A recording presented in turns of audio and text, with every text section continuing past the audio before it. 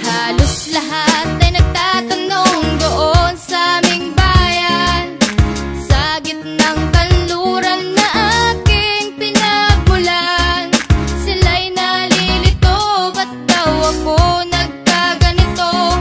Kung ano ang dahilan, ako lang ang nakakaalam.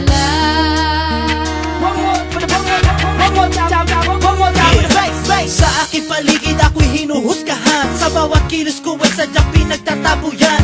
Kahit mga kaibigan ay walang pakialam sa kalagayan ko at hilig hindi maintindihan. Wala nakikinig at sarado ang isipan. Nais ko lang naman ay kanilang maunawaan, tanggapin ako kung sino at mga tinutupad. Handa kong harapin ang pagsubok kahit tuwan. Lahat ay kaya basta't marunong magmahalik, pamahagi ang biyaya sa harap.